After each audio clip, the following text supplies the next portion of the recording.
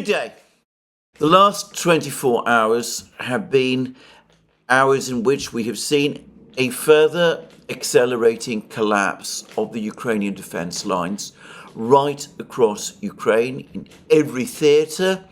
In fact, the extent of the collapse is now becoming so obvious that it's clear that even in Western capitals, the ability to deny it, to pretend that it is not happening, is fading. At the same time, even as the Western powers understand that the war in Ukraine is being lost, they seem completely unclear about what to do. President Zelensky himself and his government, of course, are coming forward with their own proposals. We will come to those later in the program. Essentially, his victory plan, it is now clear, is nothing more nor less than a demand that Ukraine be admitted immediately into NATO. And we also have demands or statements, articles of support for this plan from people like Boris Johnson and Timothy Garton Ash and others as well. And in the West also, we're starting to see signs of doubt.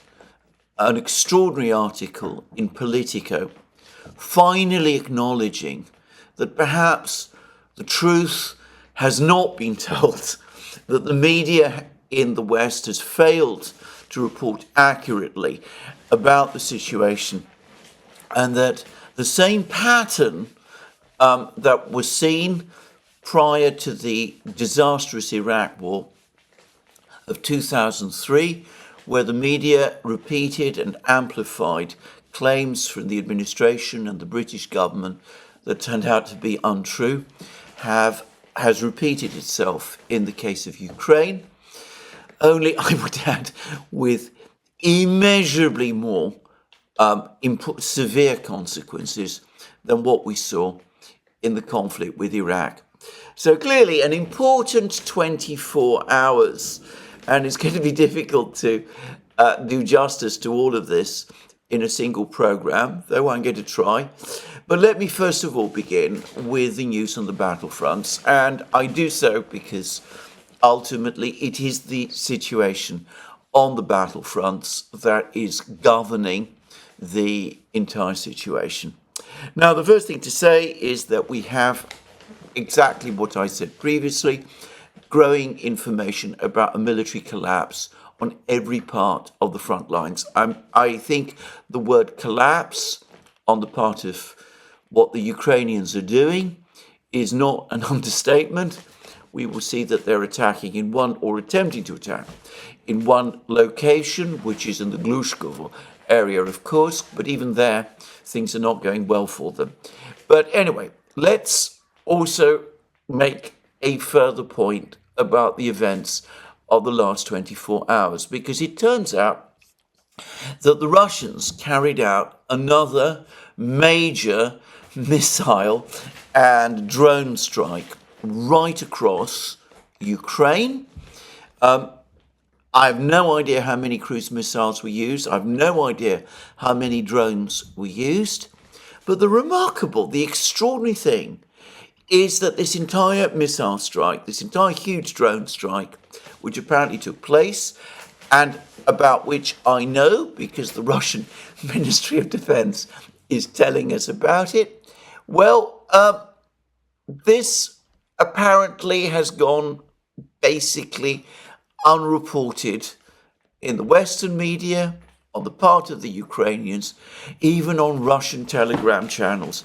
It looks as if missile and drone attacks by the Russians on Ukraine have now become so routine that it's no longer seen even as worthwhile to report them. And what is perhaps even more astonishing is that there appears to have been virtually no activity by the Ukrainian air defense system whatsoever. There are no longer those claims from Ukraine that they shot down dozens of missiles, dozens of drones. Apparently, even the Ukrainians have given up the pretense that this is happening to any degree. And even some commentators on the Military Summary channel, for example, a couple of days ago, acknowledged that one could see missile and drone strikes on tactical positions of the Ukrainian army across the contact line and in the immediate supply areas behind it, and that there is no sign any longer of any coherent air defense being operated.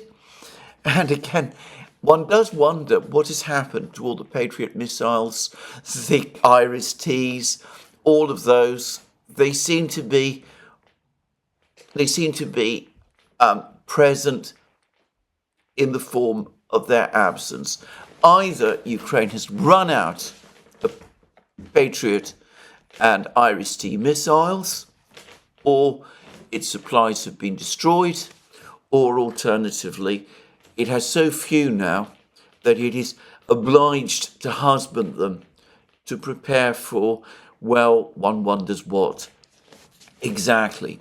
But anyway, this is what the Russian Defense Ministry is reporting this morning. Overnight, the Russian armed forces launched a group strike on energy facilities that supply electricity to Ukrainian defense plants and drone production sites, as well as Ukrainian troops, weapons and military hardware, using high-precision weapons and combat drones.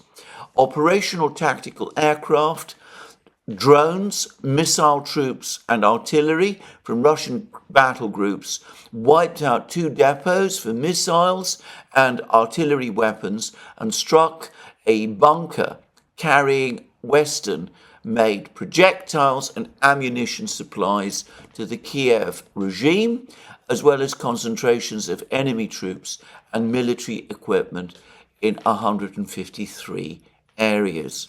Now, the attack on the bunker, which the Russian Defense Ministry is talking about, may have been a tit-for-tat response to the Ukrainian drone attack on the bunker and warehouse complex located close to Tver, which has been discussed so extensively in the media and on the internet, on the Ukrainian side, to some extent on the Russian side. About that, I have nothing more to say over and above and beyond what I have already said. Briefly, it was a strike, damage was done. It's not going to make the slightest difference to the outcome and progress of the war. But anyway, there we go. A major Russian missile and drone strike. And this is now seen as so routine, so much part of the web and texture of this war that no one any longer, apart from the Russian Defense Ministry, it seems, feels the need to report and talk about it. And notice that amongst the targets were energy facilities that supply electricity to Ukrainian defense plants and drone production sites. Well, that's how the Russian Defense Ministry justifies the attacks on Ukraine's energy system. Obviously, admitting that it is the energy system as such that is being attacked, other than the energy system that produces electricity for military production, would take the Russians into the area of potential illegality. So they're borrowing a leaf from the Western book. The West has done this many times in its various wars. They're saying that the attacks on the energy system were intended to reduce and prevent Ukrainian defense production. So that was one thing that happened overnight, according to the Russian Defense Ministry. What else has been happening over the last 24 hours? Well, as I said, we've had a cascade of news. We've had ample drone footage as well. And, well, let's start from the situation in the south and proceed all the way to the situation in the north.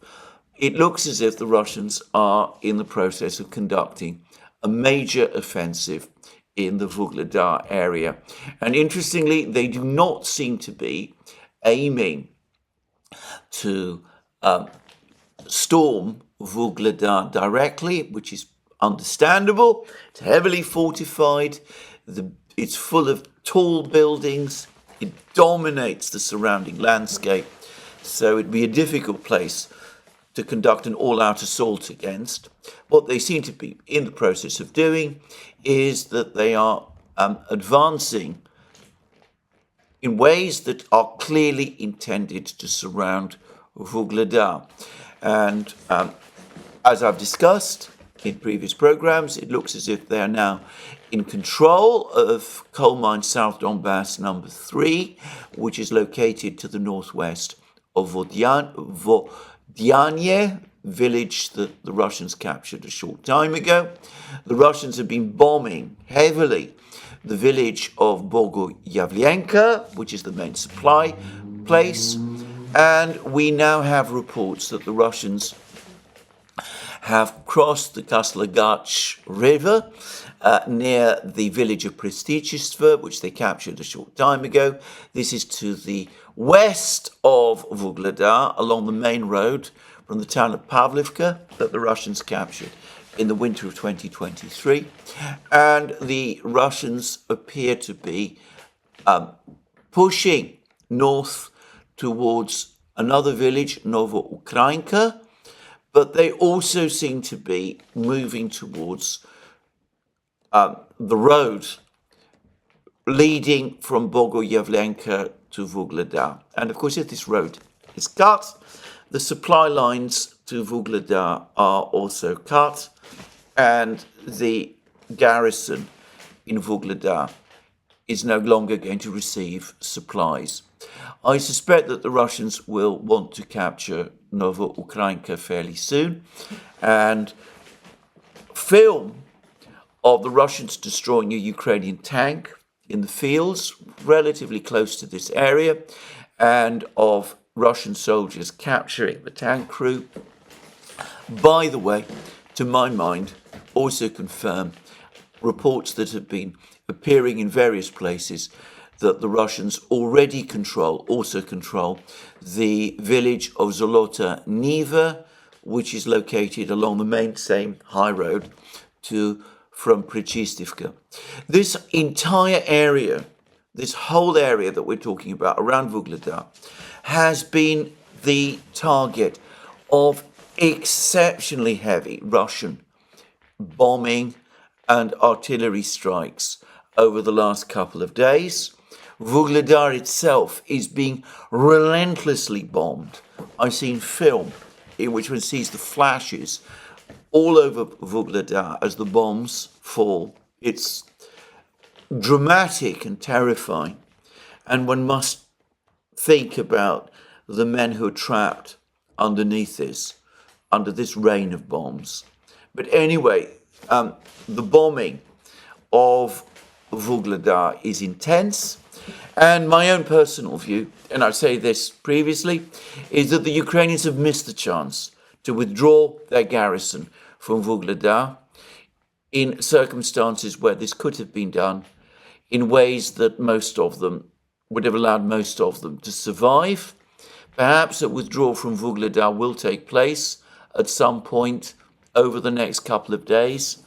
But when it does, the soldiers will probably have to cross the open fields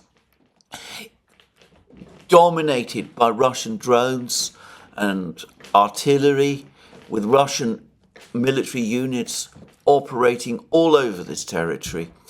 I wonder how many people will manage to get through, and presumably their objectives, their places where they would retreat to, would be Bogoyavlenka and Novoukrainka.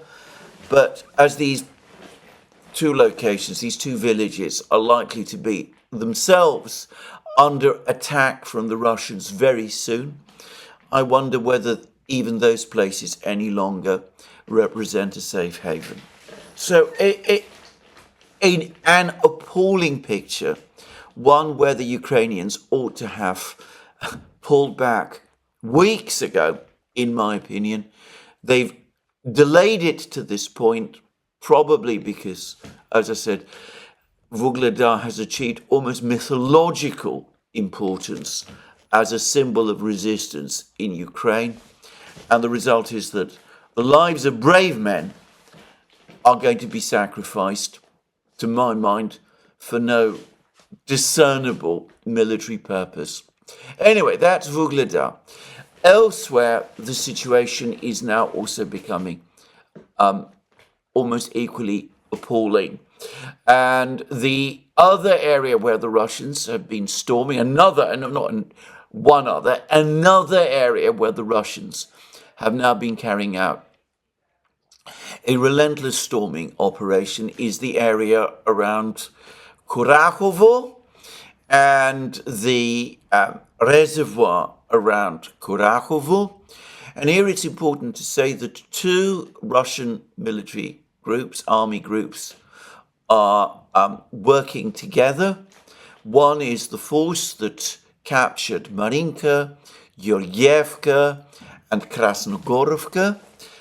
They're pushing through to Kurakhovo from Maximilianovka, through the village of Maximilianovka and Georgievka, and ultimately from Marinka. In other words, this is an advance taking place directly from Donetsk itself. And I suspect most of the troops who are involved in this operation, by the way, are former Donbass militia. Just saying, Donbass militia, incorporated and reorganized, are now part of the Russian army. These forces advancing through from Marinka, Georgievka, and Maximilianovka are supplemented by forces from the same army group who recently captured the village of Gostre.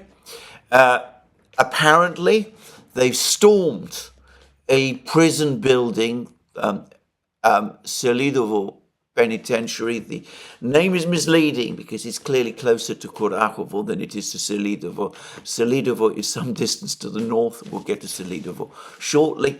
Anyway, most of this prison apparently has also been captured by the Russians. It lies somewhere, I understand, to the west of Gostre, and it brings the Russians closer to Kurakhovo from the west.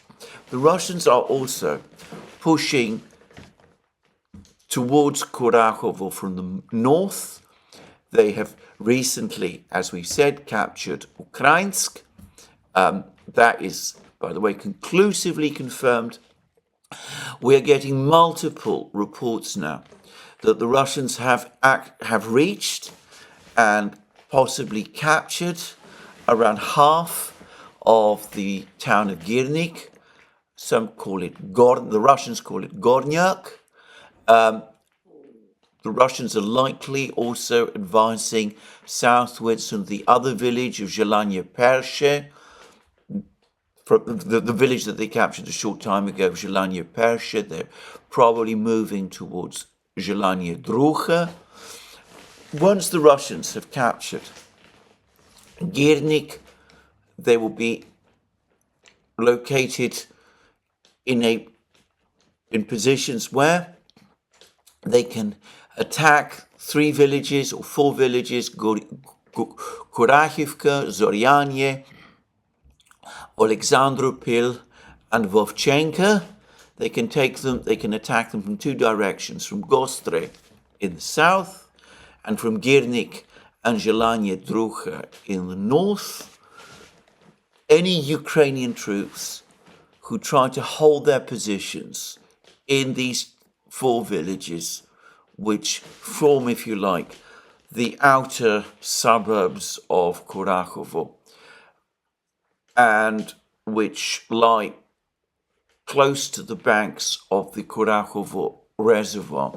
any Ukrainian troops who remain in these 4 villages are going to be surrounded, and a glance at the map quickly shows how that will happen. Again, the Ukrainians would perhaps be better advised to withdraw their troops from these 4 villages, and indeed from Kurakhovo itself, which, as I said, is going to be attacked by the Russians probably at some point within the next month or so from multiple directions, and there doesn't seem to be any sign that the Ukrainians are in any kind of position to hold the Russians back.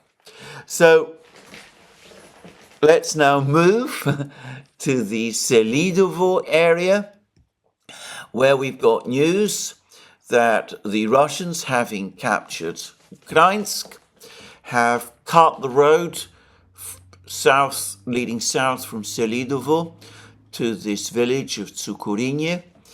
They've captured the coal mine and slag heap located directly on this road. They are now very close to Tsukurinye itself. Redovka, that Russian newspaper that covers the war from a Russian point of view, said that Tsukurinye was an absolutely crucial village that the Russians need to capture. It looks as if they will capture it very soon. It's difficult to see how Tsukurinye could be defended for any length of time. But importantly, we're not just getting information that Tsukurinye is about to fall.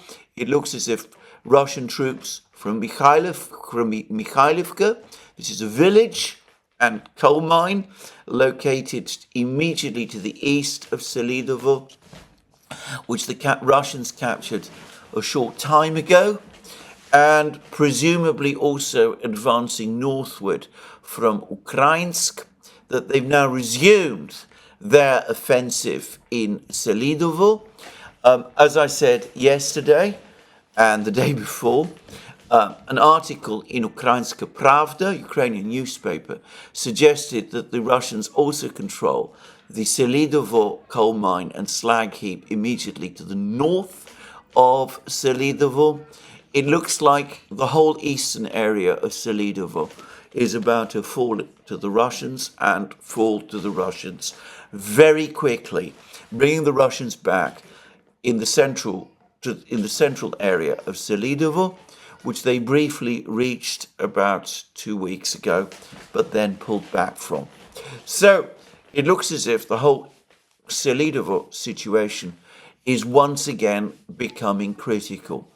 Now, I've discussed in many places that the key for the Russians was sorting out their supplies, bringing the supply road, the MO4 road, to Donetsk under full control. Russians clearly have now achieved that.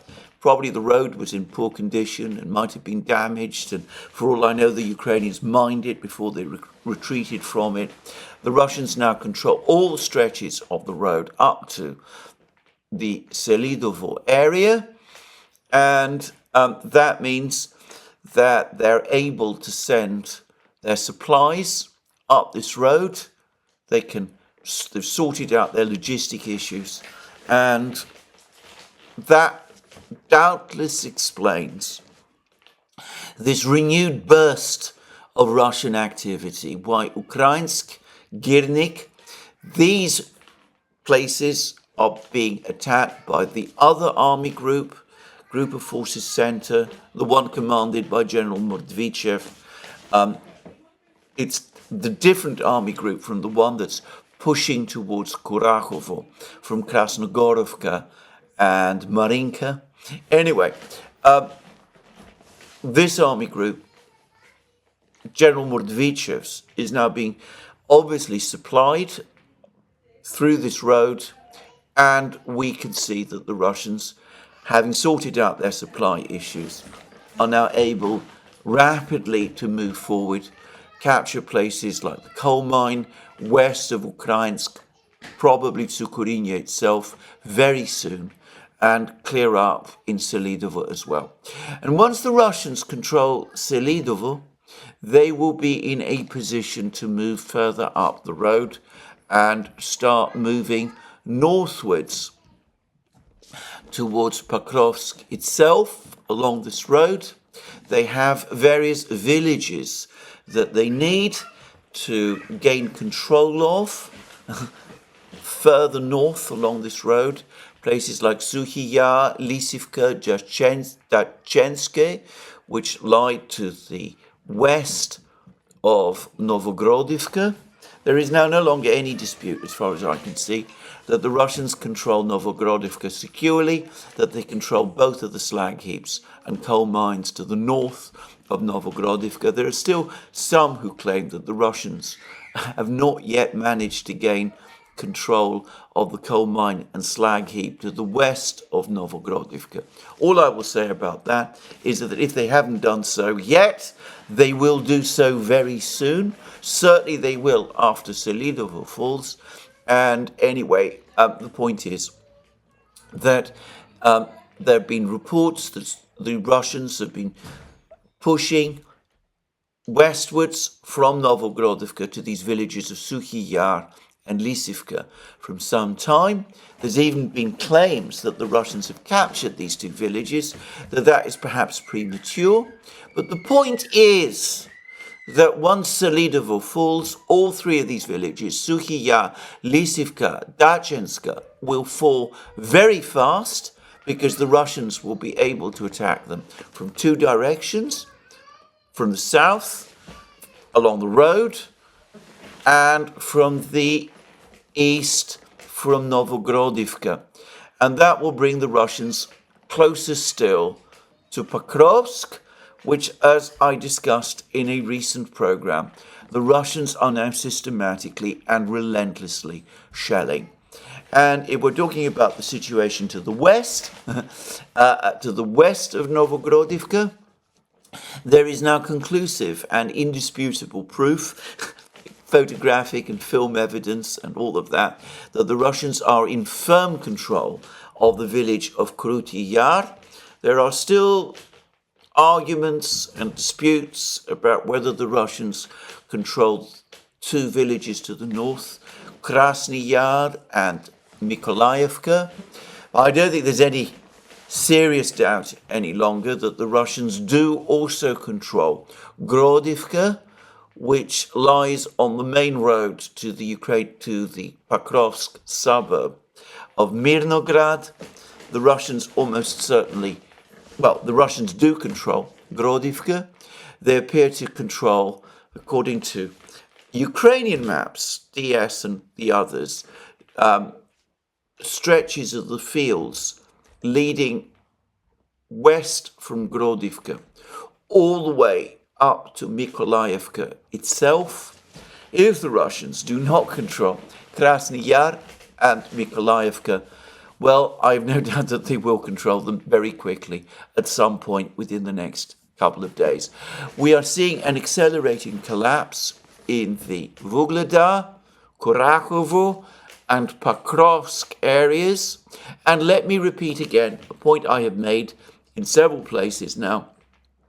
All of these battles, the battles in Vuhledar, in the area of Kurakhovo, in the areas around Selidovo, in Pokrovsk, must be understood as being part of one big battle that is playing out at accelerating speed, with the Russians basically taking the Ukrainian army apart in this area. To the extent that we get ebb and flow, that the Russians advance and then for a time appear to stop.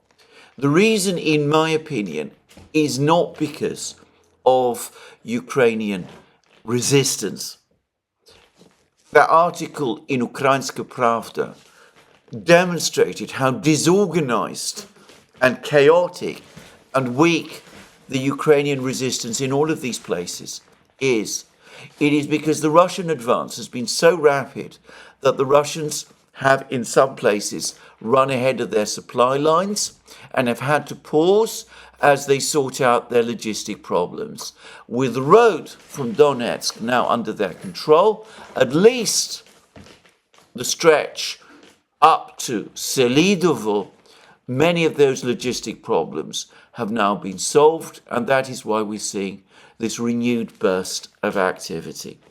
Well, we've also had further news, further east, in Toretsk, and this is also confirmed through film and photographs, and apparently by some of the Ukrainian mapping projects. And it suggests that the Russians are now in control of around 60% of the high-rise building area in the center of Toretsk.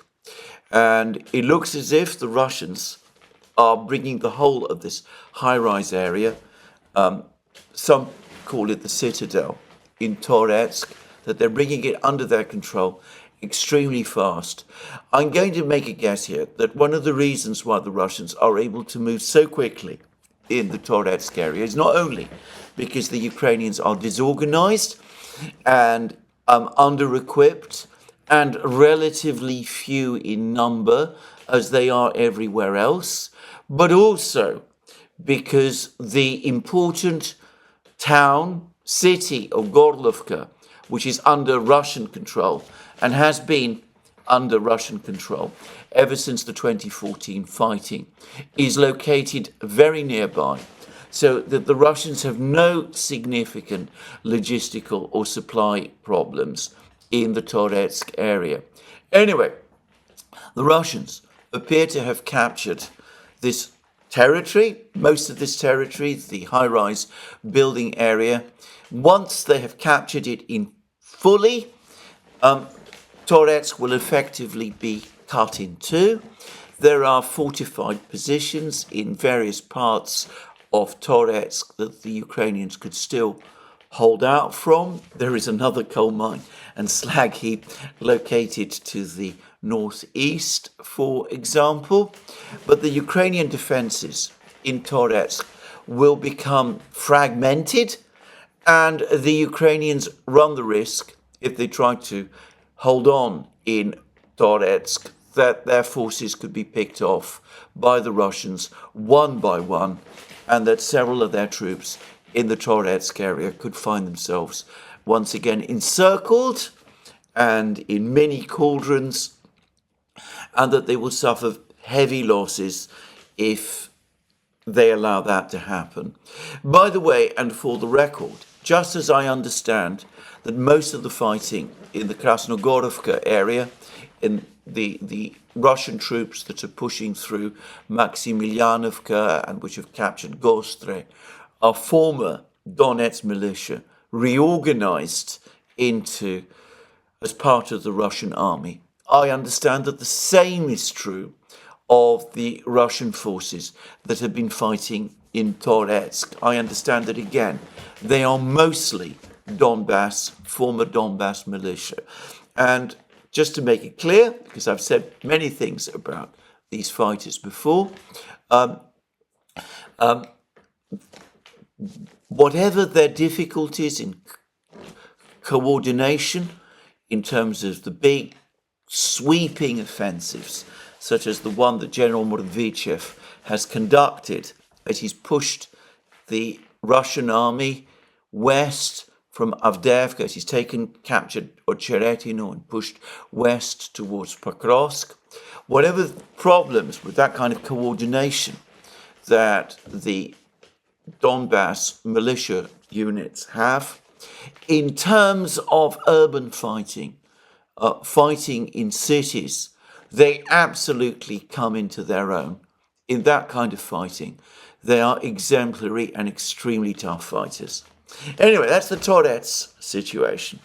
And elsewhere, well, there's been rather less news over the last few hours from Chasiv Yar, the Chasiv Yar area.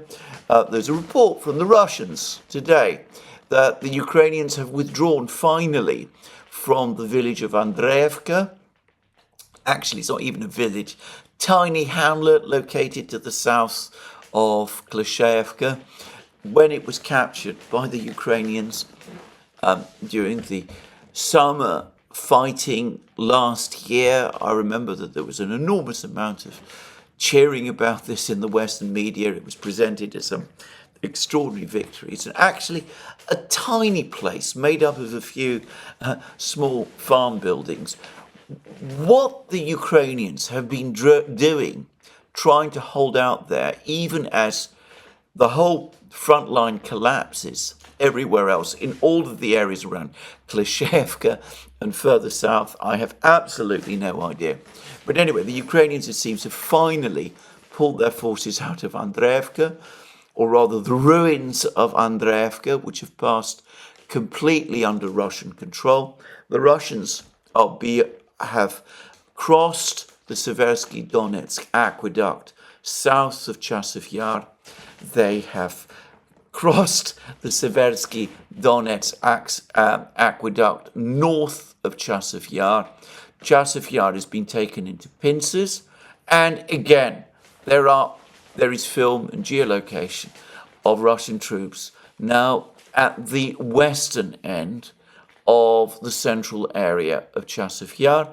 Probably there is still a lot of fighting to do. Fighting there probably remains very complicated, but there's no doubt at all what the direction of travel is. And it's not impossible that Toretsk and Chasiv Yar could fall at roughly the same time. And then, of course, the entire Ukrainian positions further north around Konstantinovka and Kramatorsk descend into crisis. And, well, pushing further on, if one talks about the situation elsewhere, in the Lyman area, it is now acknowledged that the Russians are in full and secure control of the village of Makeyevka. They have apparently managed, well, in fact, there's no apparently about it, they have managed to establish a bridgehead west of the Zherebets River in precisely this area.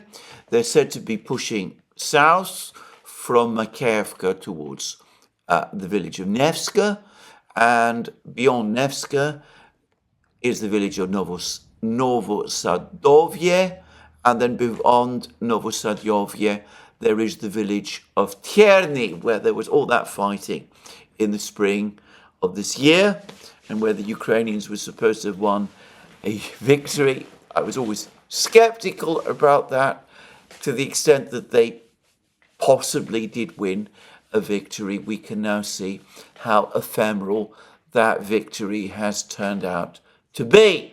Anyway, if all of these places fall under Russian control, with the Russians also now securely located west of the Zherebets River, the Russians would be in a stronger position to advance towards Lyman again.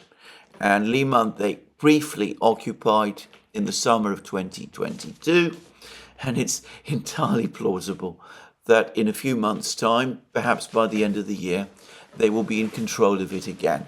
Now, there's been some claims that the Russians have resumed their offensive towards Siversk, which is located, as it happens, on the other side of the Zherebets and Oskol rivers, southeast of Lyman. I have less information about that, but supposedly the Russians are now advancing or preparing an assault on a village called Verkhno-Kamyanska, located immediately to the east of Siversk, and it's generally acknowledged if this place falls, if Verkhno-Kamyanska falls, with the Russians having advanced along the railway line to the south of Siversk, well, the situation in Siversk is going to become desperate. And with the Russians already across the Zherebets River further north, again, it might be a good idea for the Ukrainians to consider a withdrawal from this place as well.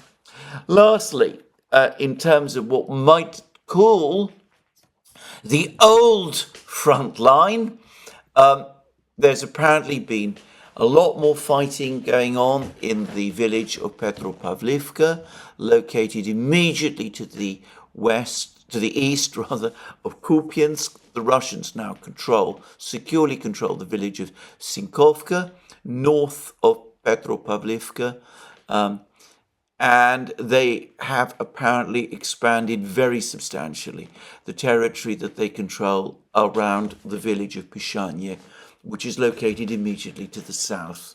So again, apparently Russian bombing and shelling in this area is extremely intense. It's plausible, it's highly likely that at some point in the next few months, the Russians will finally begin their long expected, perhaps long delayed offensive to retake Kupiansk. Anyway, there we go.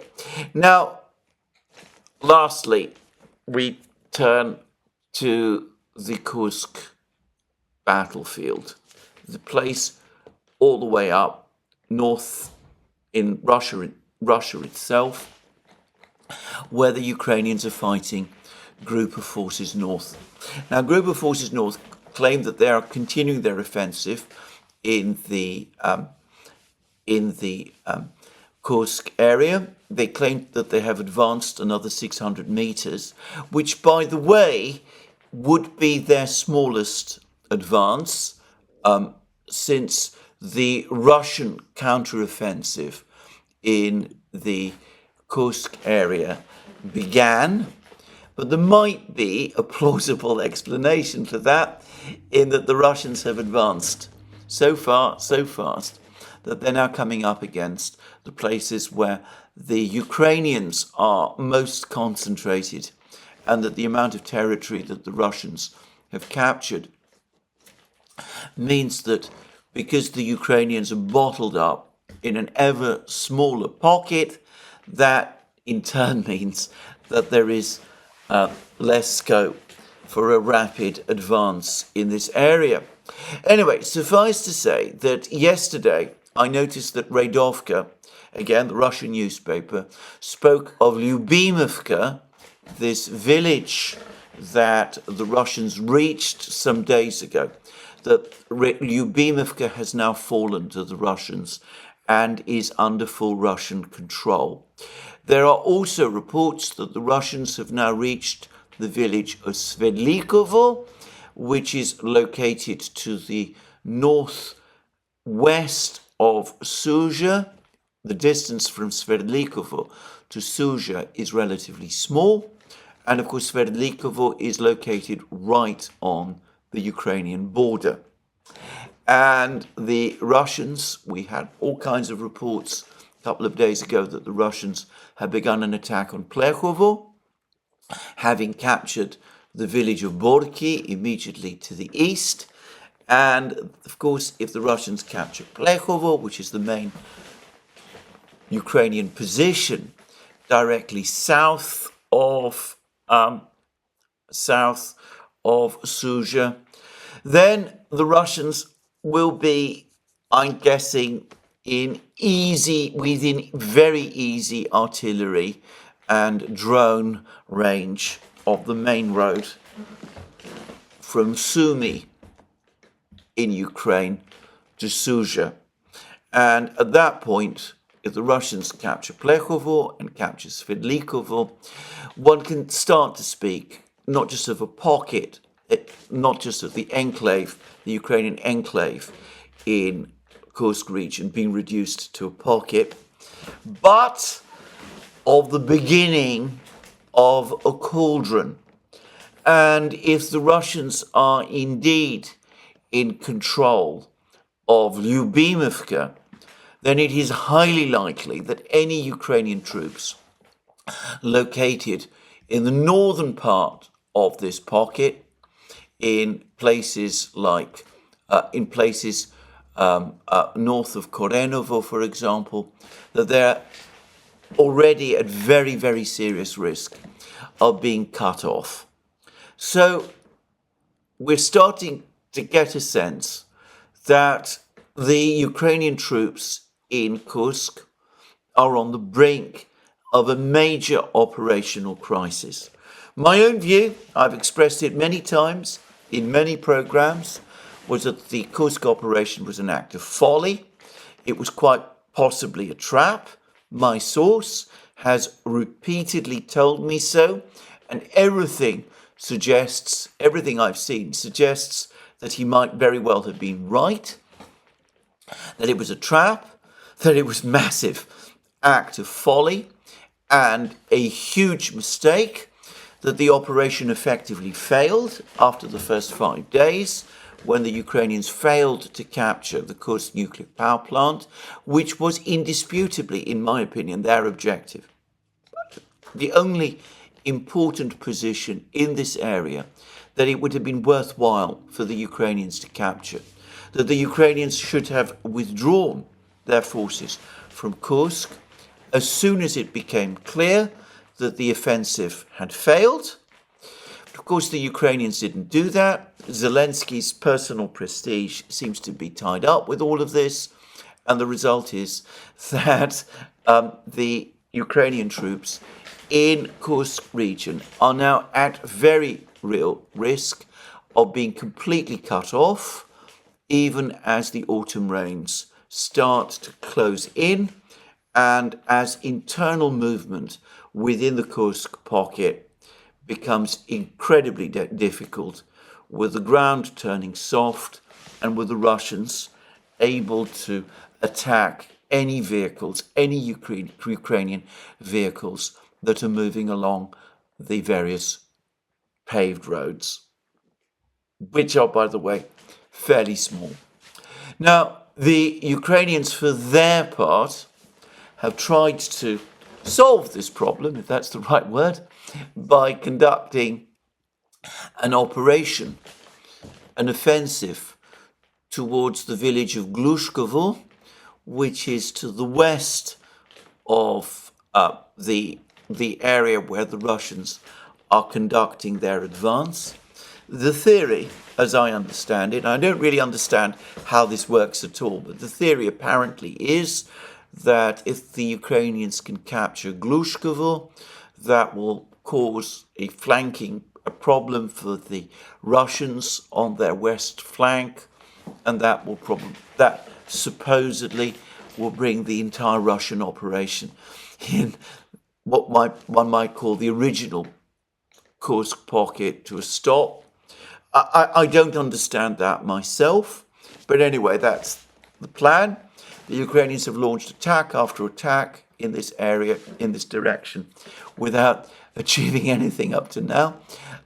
They've been stopped in a village called Veselye.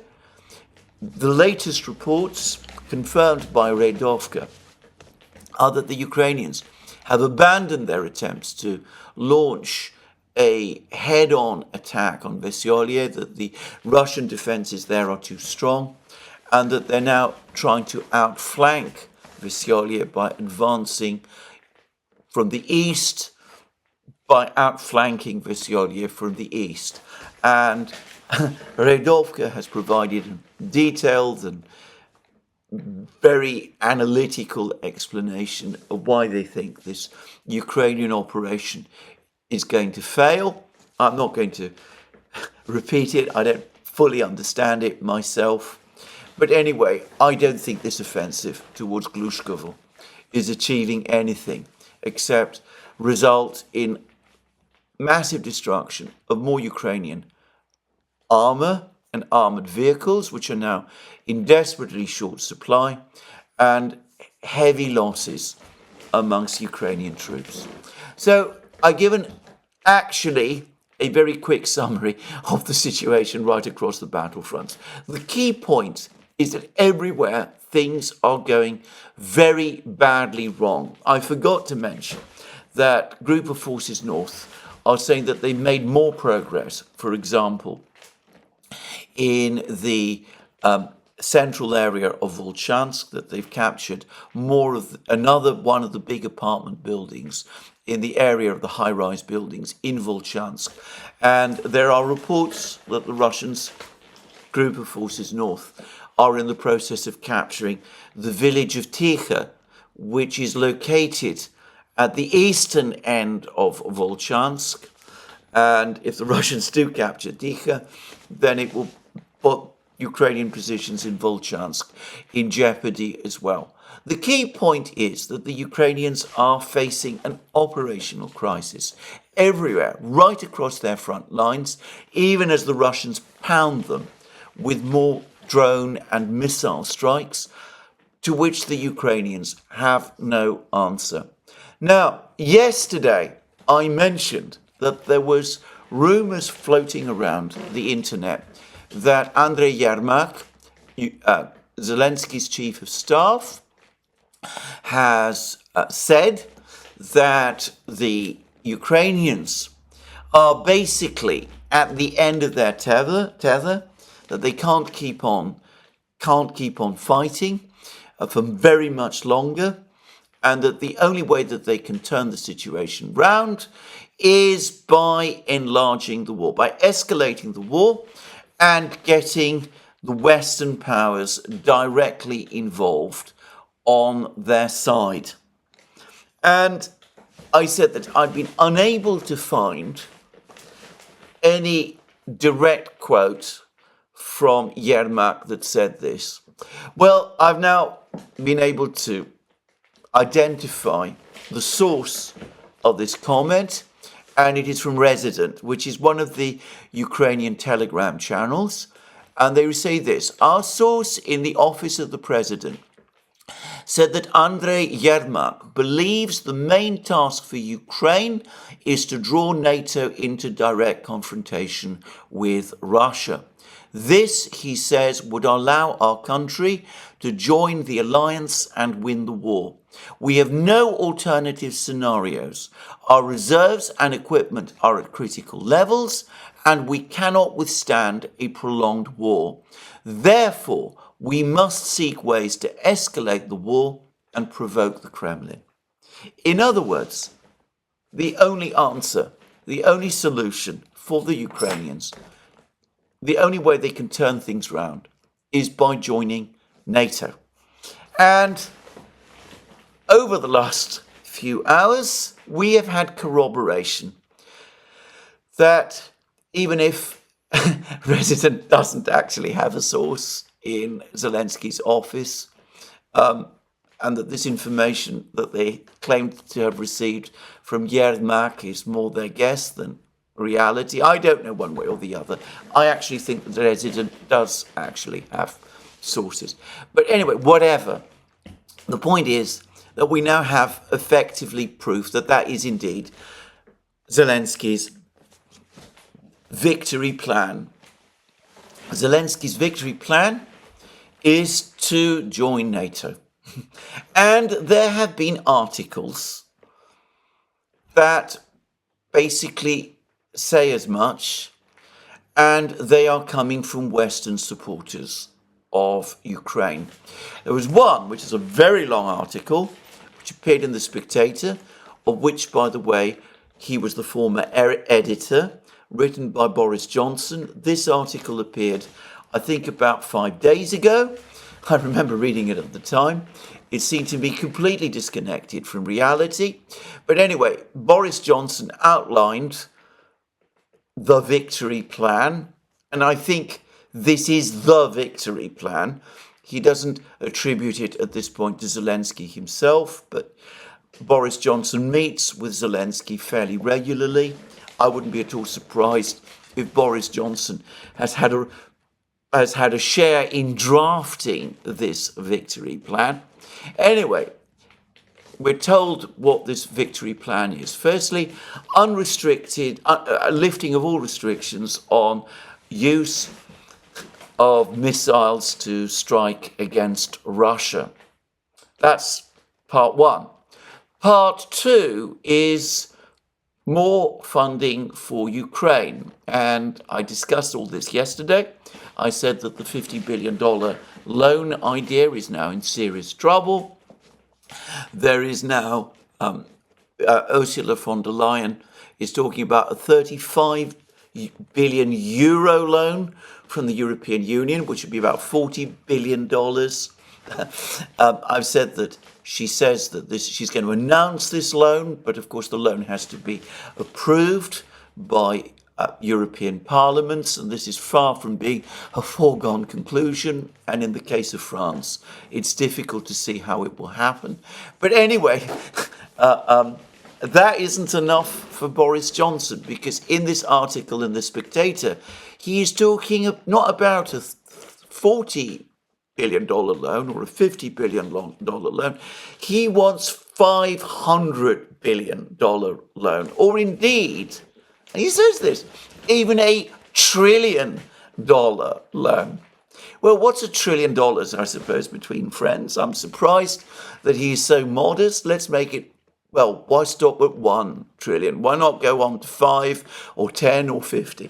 Anyway, I don't want to push this too far, but as always, as I said with Boris, one wonders whether his grip on reality sometimes is very strong.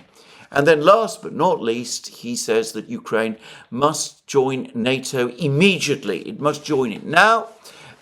He assumes that the mere fact of Ukraine joining NATO will be enough to deter the Russians from further advances.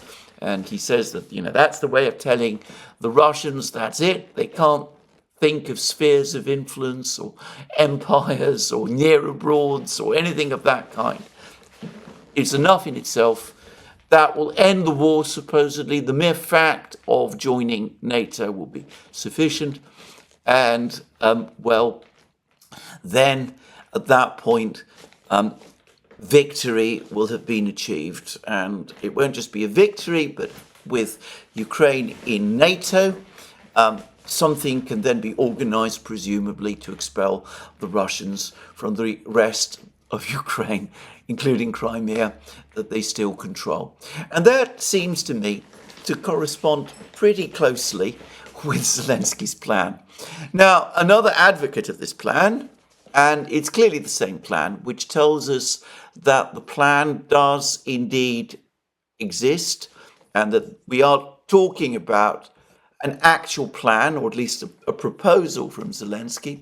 Another advocate of it is Timothy Garton-Ash. And he's just written another piece in The Guardian, which has appeared today. Timothy Garton-Ash, by the way, based in Oxford. He's been a major supporter of Ukraine ever since the Maidan events of 2014 and before. He has been a fervid advocate of bringing Ukraine into NATO and the EU, and he has been, for years now, a relentless, even passionate critic of President Putin and of Russia, though he's never, so far as I can see, ever come up with any plan, any clear idea of what to do about Russia in the long term. Anyway, essentially, it's the same plan. Unrestricted missile strikes on Russia. Again, it's worth pointing out that these people who advocate this, Boris Johnson, Timothy Garton-Ash, the British government, they never actually explain what they think these missile strikes will actually do. They don't address the question, for example, of how many of these missiles there actually are, or whether they can penetrate the Russian air defense system and electronic warfare system, and whether they will actually do any significant damage. This has been a consistent pattern with every single piece of Western equipment that the West has supplied. Tanks, artillery, HIMARS, rockets, all of those things, F-16s. We haven't been hearing that much about the F-16s recently, Patriot air defense systems, Iris-Ts, NASAMS, all of these things, they're always supplied. ATACMS, Storm Shadows, we're always told that these are going to be game-changer weapons and they're going to achieve dramatic results on the battlefields. And then when they don't, and they never have done up to now, the people who advocate this never come back and say, well, maybe we overestimated what the effectiveness of what these weapons could do would be. And maybe it might be a moment to rethink. What they invariably do is they come forward and they demand more, even more advanced weapons, which, again, they seem to blissfully assume will achieve the decisive results that all of the other weapons that they sent have failed to achieve. But anyway, let's put all that aside. Now, that's part of this new plan. Missile strikes across, deep into Russia. Ignore all Russian objections, all the concerns about escalation. Boris Johnson, by the way, says that worrying about Russian escalation is absolute nonsense. I mean, it's absolute nonsense that one should be concerned about the wisdom of deep strikes into a country that possesses the world's largest nuclear arsenal, apparently. But anyway, put that aside. They don't worry about escalation. They don't worry about what this would achieve. They, of course, advocate it. By the way, before leaving this topic, the British government, and it's clearly them, are now floating the idea, which apparently they're going to present to Tony Blinken in New York, which is that the Americans quietly grant their consent to the British and the Ukrainians to use Storm Shadows against the Russians, but don't announce it. And that the only announcement will come when these missiles are actually used. Well, I remember that very same idea was floated in advance of the Washington meeting between Biden and Starmer. And the Americans at that meeting seem to have been unimpressed by the idea. I get the sense that the Pentagon is no more impressed by this idea than I am. The idea that this is going to somehow impress the Russians, who of course will know all about it because they too read the Times. Anyway, that this is somehow going to get round Russian objections. It seems to me absurd thinking. But anyway, put aside, let's move on. Timothy Garton-Ash also talks about further aid and funding for Ukraine, though he is a lot more realistic about this than Boris Johnson is. He's not talking about $500 billion or $1 trillion. He says instead what he wants is the plan will include a request for sustained funding, tightened sanctions on Russia and its Chinese and Indian enablers, in other words, sanctions on China and on India as well, which is, of course, supposedly the West's friend. But anyway, we won't talk about that. Use of frozen Russian assets held in the West for Ukrainian reconstruction. Well, I discussed all of that yesterday and the legal problems and the many problems that is causing. But again, we don't worry about any of that. And then Timothy Garton-Ash then tells us exactly what Boris Johnson has said and what, by the way, Bloomberg is now confirming today. The next part will be a bold bid for the shield of NATO membership to cover the roughly 4/5 of Ukraine's sovereign territory that Kiev actually controls. So immediate entry into NATO. Now, Timothy Garton-Ash is a bit more realistic than Boris Johnson because he concedes that the situation that Ukraine is losing the war. He admits that straightforwardly. He says that in the eastern Ukrainian region of Donetsk, there is a real danger of a Russian breakthrough if Putin's forces take the logistical hub of Pokrovsk. Ukrainians are exhausted. Trauma lurks just beneath the surface. About half the country's energy infrastructure has been destroyed. The winter will be cruel. We're told that they are up against a colossus, that the Russian Goliath has ruthlessness and mass. It's always extraordinary how the Russians are spoken about in that kind of way.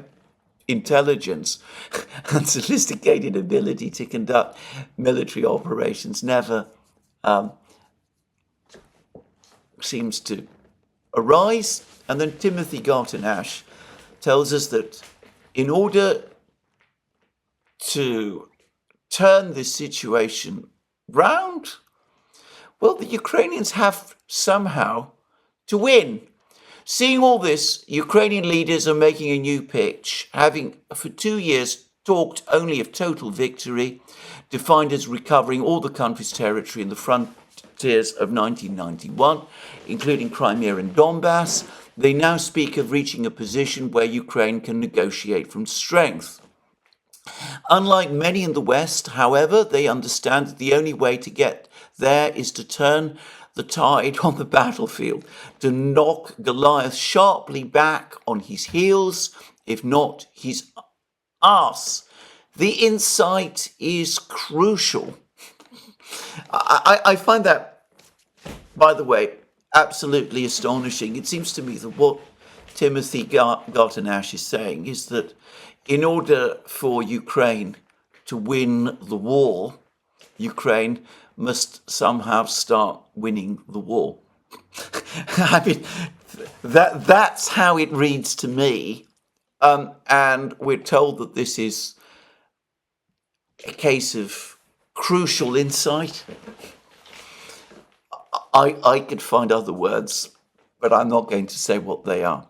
Anyway, he then admits that the Zelensky victory plan, missile strikes against Russia, and I said that he doesn't seem to address the problems there, or even seem to be aware that there are problems, missile strikes against Russia.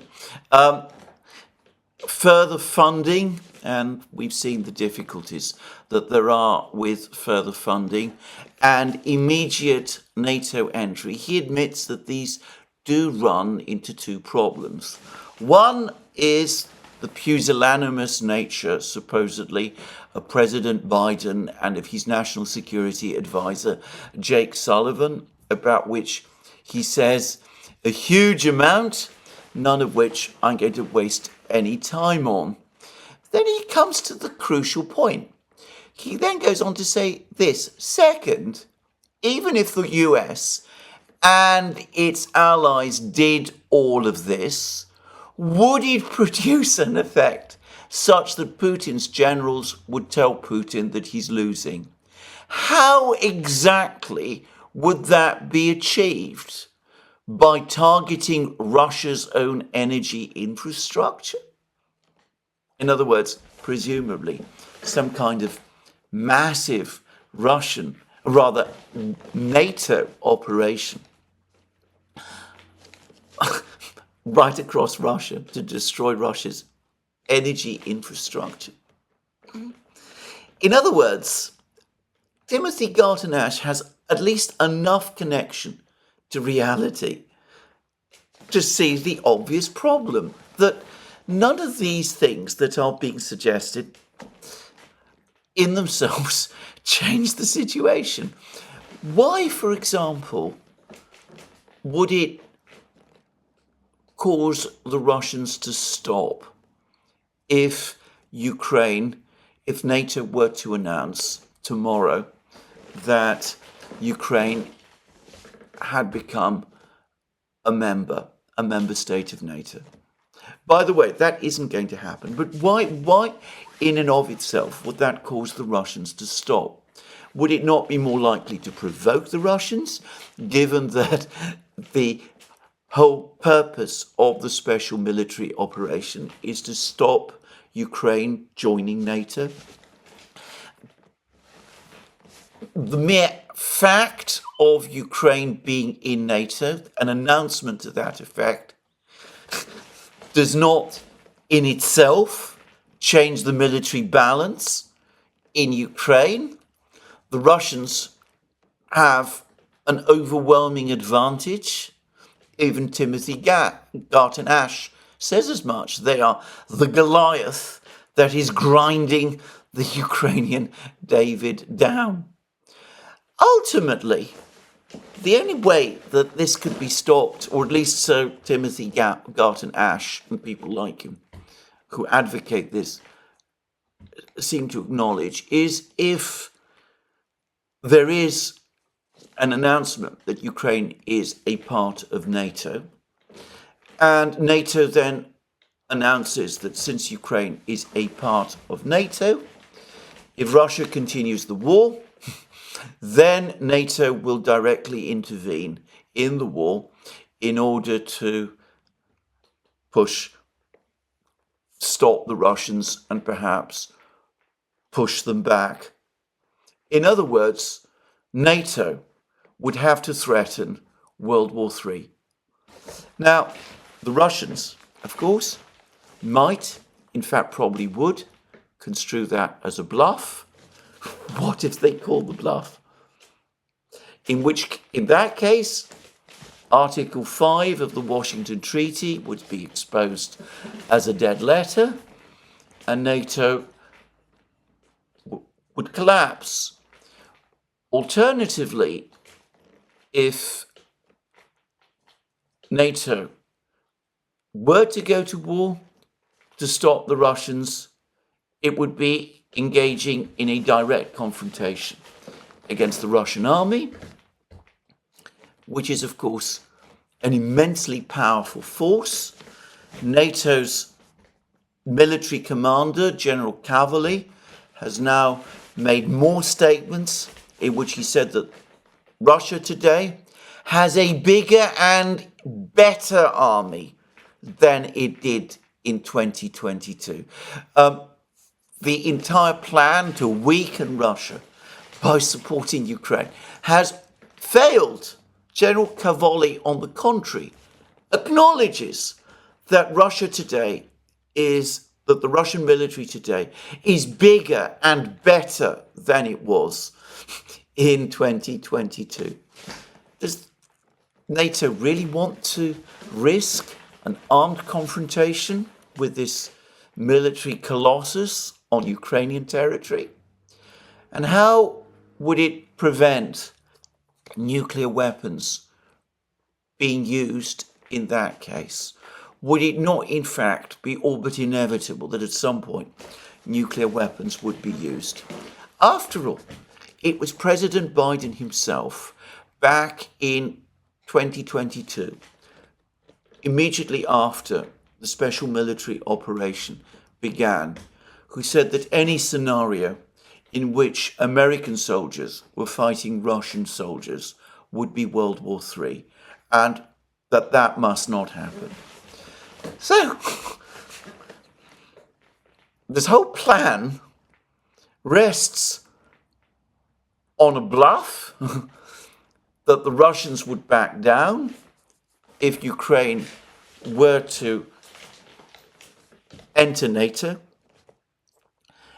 a bluff which, if the Russians called it, would leave NATO with a choice of either plunging headlong into World War III, with all the terrifying consequences that have been discussed and spoken about ever since the end of the Second World War, or alternatively, a situation where NATO's entire credibility is shattered because the bluff is called and NATO is exposed as a paper tiger.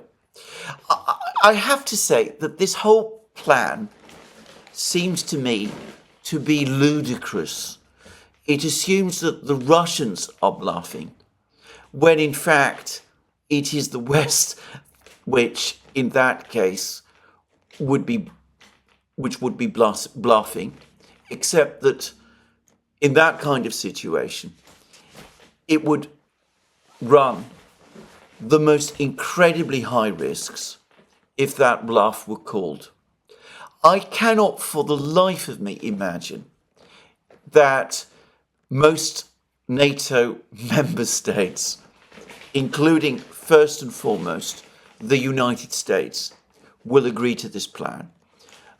Only as recently as the NATO summit meeting back in the summer, the United States and Germany and other NATO member states rejected outright any idea that Ukraine could be put on any kind of pathway towards early entry into NATO.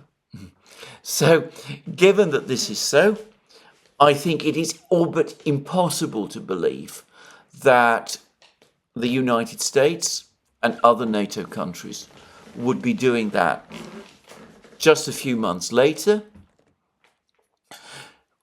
given that Ukraine's military position is worse than it was in the summer, and that the stakes, therefore, have become so much more dangerous.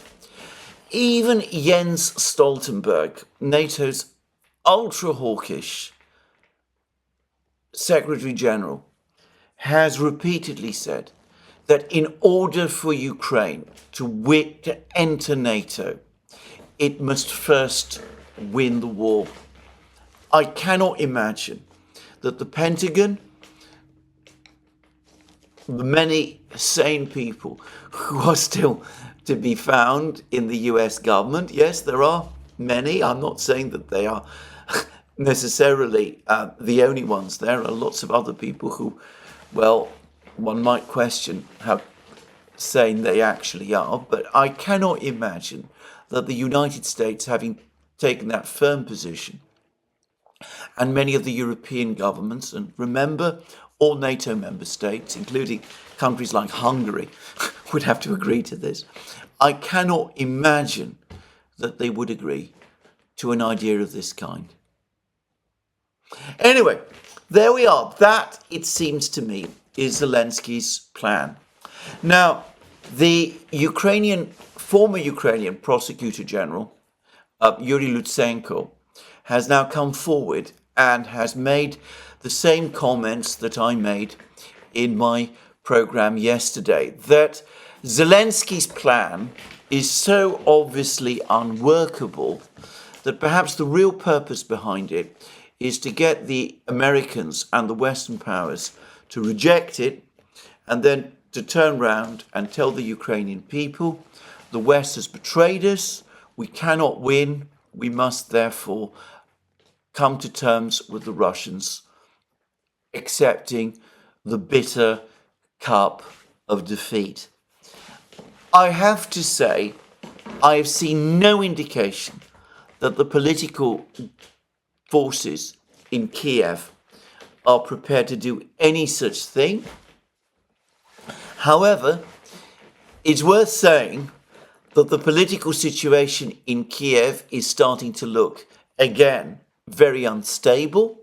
There were reports yesterday, in fact, there weren't reports, there was confirmation yesterday that the Ukrainian Defense Minister Umerov, has sacked two of Budanov's deputies and has did so apparently without speaking to Budanov about it first, which looks like a clear attempt by someone in Kiev to try to cut Budanov down to size. And there have been more reports early this morning from Strana, Ukrainian, very interesting Ukrainian website apparently based outside Ukraine now, which is saying that there are reports, rumors swirling around Kiev that both Budanov and Umerov are about to be sacked. So there's a what looks like an increasingly volatile and unstable situation developing in Kiev. And it may be that this is all connected in some way to the maneuverings around this peace plan, though I still have difficulty believing that Zelensky's government or any potential successors would agree to the kind of negotiations that the Russians are talking about. Meanwhile, in the West, in the United States itself, there is increasing uncertainty and doubt. So there's a long article today in the Washington Post which speaks about Washington and the West struggle for a way forward with Putin's Russia. In the United States and Europe, there is growing uncertainty about how to counter Putin's aggression without stoking direct conflict with Russia. There's admissions throughout the article that the Russians have proved far more powerful than anybody expected, far more determined than anybody expected, that in effect all of the various things that have been attempted, the arms supplies to Ukraine, the sanctions, that none of them have delivered the results that were anticipated. And the article then goes on to say that nobody, therefore, really knows what to do. Do they press forward and escalate, risking World War III, which none of them in the end actually want, either in the United States or in Europe? Or do they try and find some other way forward?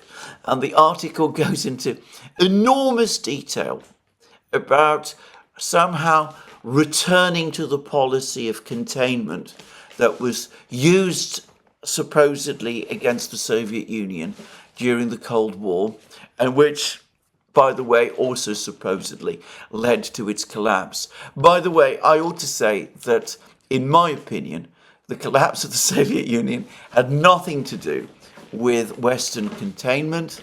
I think that this is a massive misrepresentation of Cold War history. I think that by the 1960s, it had become pretty obvious to many people that containment had failed, and George Kennan himself argued as much. But I'm not going to waste time revisiting all that history now. Suffice to say that in advance of the BRICS meeting in Kazan, attended by countries like China, Brazil, India, South Africa, Saudi Arabia, lots of others, any talk of containing Russia at this time is completely ridiculous, just saying. But anyway, the point is, you can almost, when you read this article, I'm not going to read it, it's a long one, and this video is already long enough. Anyway, you can almost sense the hand-wringing that is going on. It's all failed. We are losing in Ukraine. We can't find any way to put the Russians back in their place. They turned out to be too strong and too resolute in the end. So what are we going to do? Well, there is another article, an article that's appeared in Politico, and it's by Jamie Detmer, who we're told is political opinion editor of Politico Europe.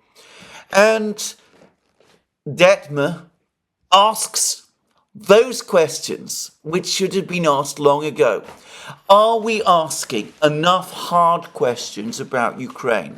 When the dust settles, will the West's media coverage get a passing grade, or will we find at times we allowed our sympathy for the Ukrainian cause to overlook matters we shouldn't? And the article actually is scathing. It basically draws parallels between Western media coverage of the Ukrainian conflict, both before and after the special military operation began, which with the Western media's coverage of the Iraq crisis in the lead up to the war against Iraq in 2003. It mentions Tony Blair's dodgy dossier and Colin Powell's speech to the UN Security Council. And then it talks about an information trap. And we're told the information trap we're caught in isn't one that overplays the true menace of President Putin. We're told that he's all the dark and terrible and wicked things that the media endlessly tells us. It's that ultimately the actual strategy, was never properly thought through. The question is whether all this is blinding us, leading us to overlook the skepticism needed when considering whether this war is winnable. As in, can Russian forces be ejected from the 20% of Ukraine they've seized? Are we properly questioning some of the key assumptions underpinning the West's strategy? Assumptions like Ukraine being the first stage of a broader Russian master plan to launch a land attack on NATO, that the fates of Ukraine and Europe are absolutely synonymous, or that Western sanctions will inevitably wreck Russia's economy. Now, again, the article dithers all over the place. It doesn't answer many of its own questions. Some of those questions, as you will have noticed, are very loaded. It still assumes that, Putin is still the villain, that it doesn't want to address in any conceivable way whether the West itself might have had a role in bringing about the crisis. But it does acknowledge that as long as it takes, the West's policy is leading nowhere.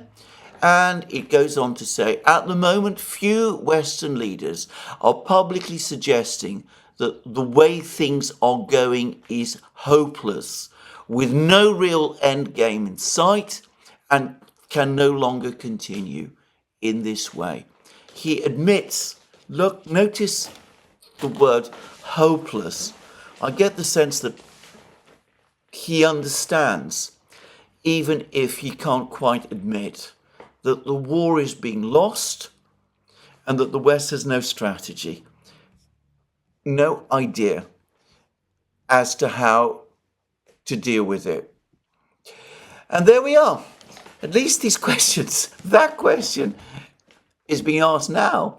One is tempted to say that it's better late than never, but frankly, I also have to say that at this point in the war, one feels that perhaps it really is too late. Articles like this one by Detmer in Politico, for the record, remind me of certain similar mea culpas and agonizing pieces that began to appear, not just after the Iraq debacle, but more specifically during the 1960s and early 1970s, when it became quite clear that the war in Vietnam had become unwinnable and was turning into a potential disaster. But there we are. Going back to that other Washington Post article, what it acknowledges is that even as everything in Ukraine starts to go wrong, the West is without a strategy. There's Zelensky's plan, which effectively invites World War III, and which I don't think can ride. There's the idea of going all the way back to containment, except that containment won't succeed in the multipolar world that we have now, as the BRICS summit shows. The only realistic option, and it's one I've talked about many times, I'm not the only one, is to begin to talk to the Russians. Now, that might not be an easy thing to do, and Russian demands now are likely to go much further than they did in 2021 when they proposed those two treaties for a reconsideration of Europe's security architecture. But the alternative of a defeat in Ukraine, attempts to create insurgencies there, which will probably fail and which have awful blowback in Europe, but a defeat in Ukraine, a permanent security crisis in Europe, further recession and impoverishment of the Europeans, and further overextension of the United States are so bleak that I would suggest that there is no realistic alternative. Anyway, this is where I end this program today. I said there'd be a lot to discuss, but that I would try. It's still a long program, but there it is. Let me finish by reminding you again that you can find all our programs on our various platforms, Locals, Rumble and X. Don't forget that you can support our work via Patreon and Subscribestar and by going to our shop. Links under this video. And last but not least, if you've liked this video, please remember to tick the like button and to check your subscription to this channel. Thank you again. More from me soon. Have a very good day.